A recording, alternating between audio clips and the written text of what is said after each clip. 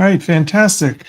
I'm here live with David McCombie, and he is the founder and CEO of McCombie Group, a premier M&A advisory firm for mid-market companies. He is also the author of Selling Your Business with Confidence, a veteran dealmaker, private equity investor, and passionate builder of businesses, not just seller of them. Welcome, David. Thank you for having me. It's an honor. Yeah, absolutely. Excited to have you join and be on this live stream with me. So maybe we can just start with McCombie Group for those who don't know it, and maybe give us a quick overview of your model and maybe what makes your firm's approach unique compared to some other M&A advisory firms. Sure. So my name is David McCombie. I'm founder and CEO, like you mentioned, of McCombie Group. We just celebrated our 15-year anniversary. And we're a mid-market focused M&A advisory firm, really focused on helping founder owners achieve the best price, fit, and terms for the sale of their business. I recently completed and published my book, Selling Your Business with Confidence. And so that's been a great effort. We spend a lot of our time in financial services of different kinds. Insurance agencies are a big element. And I think one of the big differentiating factors is twofold. One, we've actually been buyers ourselves. I operated as a private equity independent sponsor for various deals and successfully exited all of them except one, which hopefully will occur relatively soon. But secondly is we are built for the middle market in particular. And what we find is, unlike when I started my career at Wall Street, where it really was around the technical answer, in the middle market, you're talking about founders that are both economically and emotionally attached to their business. And so it really is a educational and a psychological journey that we help them through. But as well, we find that a lot of them are not necessarily the most buttoned up from a preparation standpoint. So we actually in-house help them with all the transactional accounting, a lot of the analytics, and a lot of the preparations that are required beforehand to allow them to focus on running their business and to help them present their business in the best light possible. Got it. Yeah. So I'm curious, sort of rewinding to when you started the business. What made you want to build your own firm? Had you already kind of waded into this middle market world, or did you see an opportunity or have an interest in attacking a different segment of the market to where you started? How did this all come together? Yeah, Joshua, in a lot of ways, accidentally. I lost my job at McKinsey & Company in the Great Recession in 2010. And, I'd be lying to tell you that I had this grand plan of what we ultimately became. At the beginning, quite frankly, it was just hustling and doing different, consulting engagements. But that laid the foundation for me to gain exposure to the middle market, to understand their pain points, and ultimately to develop relationships, which still are relevant to me today. Like I mentioned a little bit earlier, I started actually on the private equity side. And so, focusing on the middle market really gave me a lot of glimpses of the challenges, but also the opportunities that many of these businesses face. And ultimately, I transitioned to the advisory side for a few reasons. One, I did it right on the private equity side. And, quite frankly, my lifestyle really wasn't going to change much. And advisory is a less stressful and in a lot of ways more fulfilling role to do. The other was I was a value investor. And, ultimately, I realized over time that valuations continue to go up, up, and up. And I just wasn't comfortable, given my conservative risk profile, stretching on pricing. Now, in hindsight, a lot of the things that I passed on during COVID, or even pre-COVID would have ended up having done really well. But, it's important to realize what you're good at and what you're built for. And ultimately, the advisory side has been really a great fit for me, allowing me to work with some really impressive entrepreneurs that I admire, and having a great deal of impact. Yeah. So I I guess one of the other questions I have is sort of what's your definition of middle market? Because I know with so much capital coming into private equity, um, investors have looked at even smaller deals and sort of there's this kind of lower middle market definition as well. So maybe in general, and then to the extent that you have some domain expertise in insurance, if maybe you could speak to that a little bit too. Yeah, look, I think that if you ask 10 different people, they're going to give you 10 different answers of what middle market is. Um, so just starting from a high level, what I mean is it's not a big multinational and it's not a mom and pop company. It's a company that has, systems and a managerial infrastructure that's not just reliant upon a single person or a couple family members. Um, in terms of the actual dollar amount, typically most people will say it's somewhere between 10 million and a billion, which is a pretty wide range. Yeah. I think in the insurance space, you probably could be considered in the middle market a little bit smaller than that, maybe 7 or 8 million of revenue up until, north of 100. But, ultimately it's really, at least in the private equity world, in their eyes, it's really driven primarily by EBITDA. And so, their focus tends to be, if you look at most middle market private equity funds, depending upon their size range, somewhere between 4 million and 20 million of EBITDA tends to be their strike zone, at least for their initial platform business that they're pursuing. Yeah. So, you've been on both sides of the table in advisory work, and as you mentioned, you have experience principal investing. But from an advisory point of view, is there a particular principle you have, or is there a philosophy that you think others may miss, or that you have a little bit different approach to that you think helps build value or capture value for your clients? Sure, absolutely. So I'll give you two. The first is an internal, like, North Star and our firm's guiding principle, which is how would we advise our own family's business? A lot of times the best advice is something which may not be necessarily in our financial interest. It may be better for them not to sell, be better for them to, based upon their personal priorities, to consider something differently. The second, which is more geared towards the client, is I think that there's often an underappreciation of the importance of fit. Unlike selling a house where you basically hand the buyer the keys and never see them again, almost always, particularly in something like insurance, where it's really about the talent and the individuals, and they need to be motivated to continue along.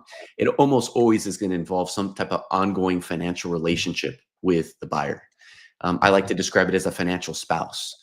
And so just like with a normal spouse, you probably want to make sure before you get married, what religion do we want to practice? Do we want to have children or not? These are kind of foundational things that it doesn't guarantee if you're on the same page that things will work out well. But the contrary, if you're not on the same page, there's a high likelihood that you're going to be unhappy. And at least in the middle market, almost every business owner that I engage with is likely going to be financially independent when they transact. So life's too short to partner with somebody that's not a good fit, that they don't trust. It never ceases to amaze me, even though it doesn't really have any impact on their lifestyle, how certain people can be incredibly unhappy after a transaction, really because of some governance issue or some, personality conflict with their partner. And what's the purpose of it all if it's not to set you up and to allow you to live the life that you deserve and that you want to live? So, those are two philosophies, both internal and recommended, that I think are probably different than a lot of other folks out there in in similar advisory capacities. Yeah. And in an ideal situation, maybe if we're looking at it from the exit side, hmm when would you start working with a client to prepare them for a sale? And, what are maybe the two or three things that you most commonly see that, um, owners need to do, or pieces they need to put in place in order to get ready for a sale? Yeah, look, from my vantage point, we always prefer to engage with people as early as possible. The reality is if you come to me wanting to sell today, obviously I'll do my best, but the levers that I have to pull and the recommendations are relatively limited. Versus if you have the luxury of time, there's a lot of opportunity to really maximize the exit and to do it in a very strategic way. I mean, if you think about, for example, private equity and what they do really well is they essentially apply strategic planning to their investments. They have an investment thesis before they buy. They know more or less how long they're going to hold it, how big they're going to get it to, the general strategy, and then they work backwards and essentially hold themselves accountable from a milestone standpoint at every step of the way. So we, frequently just on an informal complimentary basis, will grab coffee with potential clients or, people that will be clients and help them in the preparation to the extent they want something more substantive in preparing. Then we also have a program to, help them with it. But we find if we can get there early, we can often dispel a lot of misconceptions that people may have around shortcuts or whatever that can get them a better value. The reality is, the most valuable businesses are ones that have solid long-term fundamentals. But that said, there's still a lot of things that can be done that can really improve the marketability of the business. I think first and foremost is at least having your financial reporting in good shape. It never ceases to amaze me, people in the financial services industry, but yet still have some major issues with their accounting that then creates issues, particularly in the sales process. So we spend a lot of time trying to make sure that all of that is corrected before we go to market, so that when the information is requested, we can quickly provide it without there being issues or errors that would make them look bad. Another area which is a clear value driver, essentially is key man risk. In most, particularly smaller insurance agencies, you'll have a single super dynamic entrepreneur. They're driving almost all the business. And not to say that that's an unsellable business, but to the extent that they can help diversify and Sure. share that load across more team members so that story can be told to the buyer of, hey, this is a long-term sustainable business. It definitely helps in terms of the universe of interested, buyers and partners.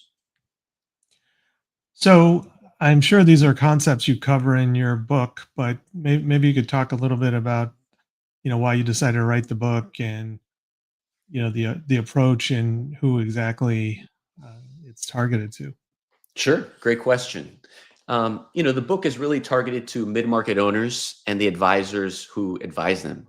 And it really was out of the experience that I often found that many business owners had a tremendous amount of anxiety going through the process. And so the way I like to equate it is, before you have a baby, you go through birthing class, and it doesn't make the birth any easier, but at least you know what's going to happen. And in hour 8, it's going to get really hard. And in hour 10, this is going to happen. And so at least you're not surprised. And so ultimately, that was the underlying motivation to create it. And also from a self-interested standpoint, what I've often found is my biggest competitor and my industry's biggest competitor is not each other. It's actually business owners trying to sell themselves. And so the thought process was, if they are underestimating how complicated it is to go through the process, the best way to show them that they really need to hire professionals is to show them what excellence looks like. And so I hope that it's written in an accessible format. It doesn't require a finance degree or even a college degree, but at least it shows you what kind of the top people in M&A do and expect, and ultimately who you're going to be confronting as your counterpart. Because while most sellers are first-time sellers, and it's the only time that they will sell, it's almost always the case that the buyer is going to be a repeat professional buyer. And so them understanding those dynamics will help them through the process. I've found it, to be helpful with conversations with prospective clients, but interestingly, I've also found it to be great homework with clients so that as they're going through the process, they can reread certain chapters and understand, okay, I understand what's going to happen and why and what I'm looking out for. Thankfully the response has been, very favorable. And you alluded to this before, but sort of what about just sort of the mindset issue? You know, I mean, I think some of the businesses in this niche can be almost like, I sometimes use the analogy of the difference between residential real estate and commercial real estate. Commercial real estate, usually it's about the numbers and either the math kind of works or doesn't work. Occasionally you'll have trophy properties or some ego gets into the mix. But, residential real estate, it's like, well, what do you mean they don't like my drapes and, the carpet that we picked out? And, this is all top of the line fixtures in the kitchen. And, Sure. meanwhile, it's from 30 years ago. And, um, how does that maybe come into play in just sort of the mindset of selling an asset like that and how you coach people through it? Yeah, look, I think it comes, it is very important and relevant because, we're dealing with human beings. I think it was Einstein that said, imagine how much harder physics would be if electrons had feelings, right? So it's not about the technical answer. It's also about subjectively how they feel in the process. And, ultimately there's a level of attachment. Everybody thinks that their, child or their baby is the prettiest. And so it is an important part of the job of helping filter those messages so that people can understand the why behind it and they can take constructive action. One of the things that I found interesting is that often the type A personality that makes entrepreneurs successful in building the business can often hurt them in the sale process. Mm-hmm. And so you have elements, for example, of they've always been able to figure things out, which there's no doubt that they can figure it out. The question is, can they get to the same optimal outcome on their first try than they could, otherwise? And so one of the things that we often see that's kind of a blind spot in a lot of these entrepreneurs is there's a tendency to have a bias for action, which is great when you're building. I need it yesterday. I want to accelerate everything. But that's not helpful necessarily when you're talking about trying to sell a business, right? Trying to push prematurely conversations, insinuates a sense of desperation that doesn't necessarily set you up for maximum results. Similarly, what we often find is a lot of them will procrastinate and say, I don't need to prepare a lot of these things that due diligence will likely ask. I'll wait and I'll do that, once I've received, the LOIs that Yeah. are interesting. The problem with that is you're shifting a lot of work. On average, we do about 1,000 hours of work for every transaction that we advise. And you're shifting that work from a period before you go to market where you at least have the luxury of having time, being able to double and triple check your work, to shifting it to a period that's generally going to be within the exclusivity period, maximum of 60 days. And Mm-hmm. so when you're trying to shove all that together, it adds a tremendous amount of stress to, to the owner. But in that rush, there's often mistakes and other things that don't come across the greatest to, to a potential buyer. So these are things that we often will counsel, the business owners of, look, I understand there's this natural tendency and that's great. It served you really well in this one context, but in the context of selling, you need to think about how this is going to look from the vantage point of a buyer and manage it accordingly.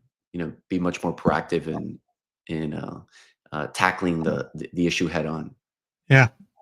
So I'm curious, relative to your comment about your biggest competition is no advisor. So, I've been involved in some situations where, um, a seller has never really gone through a transaction, and they they're used to a certain, owner's comp every year, and it's like, they want to get paid on the front, and they still want to continue to get an income. And it's sort of like, well, you can have more of one and less of the other, but you can't really have both. Or, situations where maybe even it's not no advisor, but it's like, someone who's used to underwriting, you know, sort of small business commercial loans is advising someone and they don't really understand the equity side of things and how EBITDA multiples work, or owner's cash flow multiples work. Any funny stories or any hoops you've had to jump through to kind of navigate that sort of stuff that you can share? Yeah, so I guess two things. One, what we often find with insurance agencies is that there's often opportunities to, um, retroactively change the compensation structure of a lot of the owners, so that stuff that ordinarily in the past may have been salary is structured more um, as EBITDA and distributions, right? And so that's one mechanism where there's value to be created. But to your point, you get a lot of people that say, well, wait a minute, now after closing, I'm going to make less money. But what we have to explain to them in numbers is you're going to be much better off financially. A, how long are you actually going to continue with that business? And B, particularly if you're making a multiple that most likely is going to be in the low teens, you're going to be doing much better financially off taking that as taking your proceeds from the transaction than taking it as salary. That's particularly the case when you're paying generally capital gains taxes on the transaction versus your salary, where you're going to be paying ordinary income. But we've had plenty of cases where business owners really don't understand that distinction. And we've seen a number of different situations where essentially business owners want to have some type of very atypical request that really is not market, and maybe have to do something with some personal situation, or some asset that they may own outside of the business. And what we find is that, unfortunately, those items really are not being purchased. They're not of interest to the buyer, but they Yeah. can totally derail a transaction. And so we've seen transactions totally derailed because they had their company guaranteeing different loans, and so they didn't want to pay down that loan with the proceeds. And so ultimately, a lot of consternation from the client around essentially getting a lot less proceeds than they expected, Yeah. because while the loan may be for a different asset, it's still guaranteed by the business. But Right. one of the things that we spend a lot of time dealing with clients is trying to educate them of, let's look at it from the buyer's perspective, right? What is it that the buyer wants? What are they sensitive to? And when you can explain that, generally we talk about a buyer as a singular entity, but it's comprised of people that are employed by the fund, employed by the large agency. And so there's certain things that they're going to be sensitive to, that they don't want to be placed in a situation that they stuck their neck out and told their bosses, yes, we should buy X. And then, a few days later, a significant portion of that value evaporated, right? And so Yeah. most of the time, when they can understand the underlying logic and rationale, they realize that ultimately it's nothing personal, that something can't be done or can't be done exactly that way, but there's an underlying reason and rationale. And most of the time, the reality is in deal making, what most people think about is getting to the LOI. But the most challenging period is actually from LOI to closing. Only 50% of those actually close. And Right. that really is an exercise of a lot of creative problem solving, right? Things that we didn't anticipate, things that we didn't know about. We need to get from point A to point B, with both parties willing to agree on a solution that works for both of them. And that is not necessarily the sexy part, Yeah. but really is a extremely important part of closing. Because the reality is, it doesn't matter what offer you got; it matters what you ultimately close with, and what goes to your bank account. Yeah. So I'm curious, from an organizational design point of view or talent strategy point of view, are there, and I realize it's going to be different from industry to industry a little bit and business to business, but are there sort of certain types of designs, talent strategies, leadership strategies, specific key roles that either organizations have that enables them to capture maximum value or don't have, and that either, prevents a transaction altogether or reduces the value that they're able to capture for a sale of the business? Sure. Great question. So aside from, that key man risk or key person risk when you're talking about Right. sales, I find that one of the roles that is definitely underrated is the CFO role. If you think about every private equity investor, they have CFOs, and generally CFOs not only are doing the traditional role, but they generally keep everything current on a month-to-month basis, so that if they had some type of unsolicited interest that made sense, they have everything ready to go. I'm not just talking about the financials, I'm talking about contracts, I'm talking about all of the other elements. And ultimately, that CFO tends to be an instrumental person because in most transactions, they incur disproportionately the brunt of the work. And if you don't have one, what ultimately happens is that is going to generally fall towards the owner or the CEO. And the problem with that is, they already had a full-time job. Most of these guys were already working 60, Yeah. 70 hours a week. And so when they're the only person that knows, what contracts exists and where it is and all of that, you ultimately are asking them to work two, major full-time jobs at the same time. And so the risk of that is your performance declining during particularly the confirmatory due diligence process. Yeah. If you think about when you sign the letter of intent, all of the leverage shifts from the seller to the buyer. They expect you to be exclusive and to not talk to any other buyers, but they have the ability to walk away. So if they find something that's great that they didn't expect, generally I've never seen that they come and say, "Hey, Joshua, I found something and I'm going to offer you an extra couple million." But if things start deteriorating or there's things that were unanticipated, from my experience, they generally are not shy to come back and ask for some type Yeah. of pricing concession. Yeah. So the most critical component and period to have your best performance is during that sales process. But it is really difficult if you don't have a team effort that can help enable you, so that you're not personally doing everything during the actual process. And then before, like I mentioned with private equity, they can definitely be a strategic thought leader in terms of developing the strategic plan and holding everybody accountable to the different milestones to achieve the longer term objective. And at this, um, in this portion of the market, would you say it's like truly a CFO, or is it more of a controller? Is it something that can be handled with a fractional resource? Like, is there, do you have sort of best practices you're seeing out there today? Yeah, look, it's a good question. I think at the bare minimum, it needs to be a strong controller, right? The reality is a true CFO should be very strategic in nature and be a great strategic thought partner. And so for the smaller businesses in the middle market, that may not be something that's accessible. Um, that said, I do think it's something that people should seriously consider around a fractional CFO. Um, what's important is somebody that already has pre-existing familiarity with your business, already has pre-existing relationships within your team, so that they can go and you can deputize them to go and accumulate the information that's required.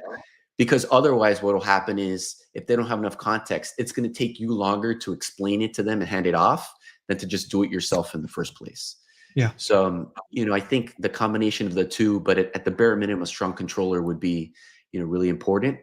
Um, and, ultimately before you go to market, and this is something that's fairly unique. We actually do this in-house, but in my opinion, it's very important to go through the process of doing a quality of earnings. So in other words, if you're going to say these are my adjusted EBITDA, you need to have in one document all of the backup documentation that substantiates all the different elements.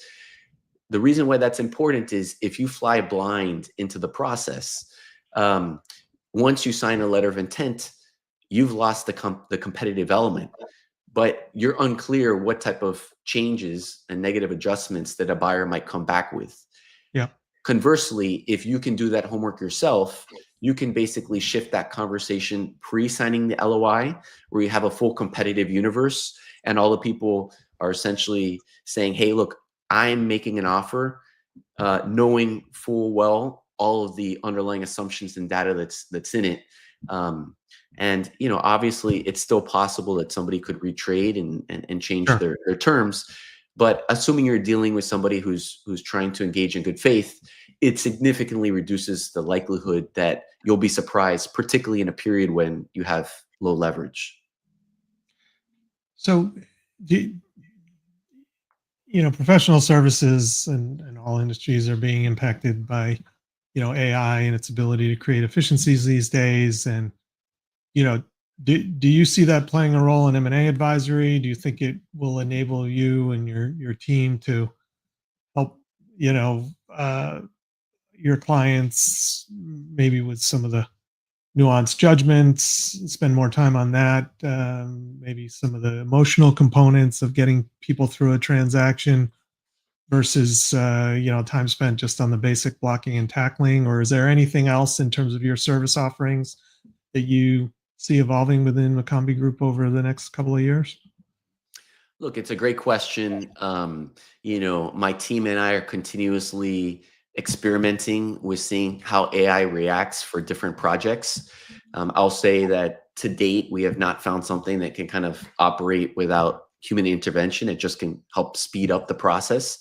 But there are, data points of use cases which are pretty interesting. For example, you can upload 24 different monthly P&Ls and in 30 seconds, it can basically create one consolidated, set of financials for the columns that are different, months. That would take a number of hours for an analyst to do. And we've also played with, just seeing, particularly we have our traditional methodologies of developing a buyer universe, but running it through, for example, ChatGPT's deep research and seeing what it comes up with. And we've been surprised that every once in a while we'll find a candidate that somehow was not, captured. And what's interesting is a lot of times you can also have them provide an explanation of why they feel like this Yeah. entity is a good fit or not. What I find, with a lot of our clients is, in general, information is often incomplete or incorrect. And so that is where you have some issues where, if you were to blindly follow something, you basically would get led astray. Yeah. But I do think that throughout, and you're seeing it embedded, I think, in Microsoft Excel and a lot of the other systems, you're going to see different elements of AI that essentially speed up a lot of the processes that before were extremely manual. Yeah. I think the profession, though, overall, if you were to say what is the true value add, I think in a lot of ways the marketing documents and accessing the buyers is relatively commoditized. I think what you really are paying for is two things. One, the execution capabilities that maximizes your likelihood of being able to close at the best possible price. After you sign a letter of intent.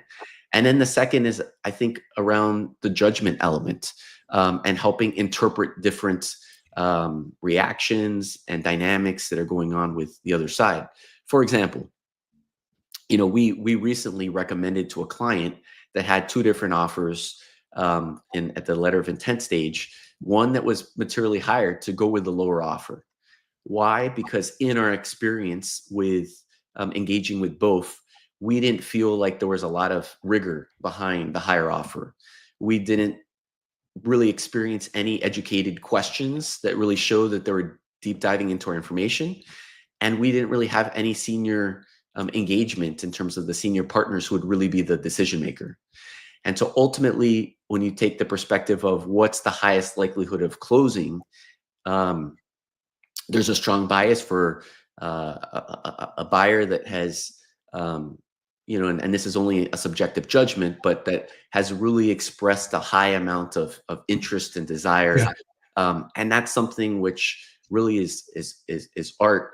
And it's difficult for all of those minor data points, whether it's how they phrase something or the responsiveness or whatever, for them to get that information into the system for the the system really to to interpret. But the world's changing so fast, and I wouldn't be surprised that in 10 years, maybe sooner, there will be some major changes that ultimately impact the speed and availability of M&A advisory. Yeah. So one last question, and then I'll let you run here. So, for a middle market founder or a business owner who's listening, what would be your one piece of advice if they're considering a strategic exit? So I think ultimately it's about preparation ahead of time. Too many people want to think about selling when it's time for them to stop working. But the reality is, particularly in this industry, buyers don't want somebody that's about to retire. Buyers want people that are still hungry and aggressive and are going to help them continue to grow after closing. And so you need to bake that into your calculus around when you start preparing and even going to market. If you think that you want to retire by 60, it's probably not a bad idea to start the preparation process 10 years in advance, because you got to think about, on average, it takes about 9 months to sell a company, but you don't know what the market conditions will be at any particular point in time. You also probably want to do a lot of the preparation to optimize your business, but you also want to be able to credibly tell the buyer that they're going to be able to get the best of you and your efforts for a material amount of time. That is going to have a super significant impact on your marketability and ultimately in terms of your purchase price. And so having that mindset, which is, I know, easier said than done, because the urgent often pushes out the important. But thinking about that and being able to dedicate the time to say, what, I'm going to be deriving a disproportionate amount of value from my exit relative to what I do on a day-to-day basis. My salary might be X, probably going to make 40 to 50 times X in the sale. So it is one of the highest return on investment activities to really be able to carve out the time to intentionally prepare and to do it with the luxury of time, because that's going to be viewed very favorably by prospective buyers and partners. Great. David, anything else you'd like to add before we wrap up? The only other thing is, and we briefly mentioned it. Look, you don't need to use me. You can choose whomever. But I think the biggest mistake that sellers do is trying to go at it alone. The book goes into it in a lot of detail, but on average, there's a lot of studies that show that roughly 25% higher purchase prices are effectuated with when somebody's represented by an investment banker. And actually, there are specific investment banks focusing on industries that do both buy and sell side work, and their data reflects roughly the same spread. It also increases the likelihood of closing. And probably the most compelling statistic is private equity, which is not in the business of charity, almost 100% of the time uses an advisor. And the reason they do is because there's a number of things structurally that a third party can do that the actual principal cannot. And so my advice is, while there is a cost to it, from a value standpoint, one of the highest return on investment activities you can do is finding the right investment banker for yourself. And it's not just about the technical skills, but somebody that you can trust and rely upon to coach you through some very emotional and challenging, periods. The reality is, the sale process, you're working a lot, you're tired, you're often defensive in the due diligence. And so you need to make sure that you feel like there's somebody that you can trust that can tell you the truths so that you can make the most informed decisions possible. All right, great. Well, I think that's great advice. And David McCombie, CEO of McCombie Group, thanks so much for joining me on The Decision Room. Yeah, thank you. All right.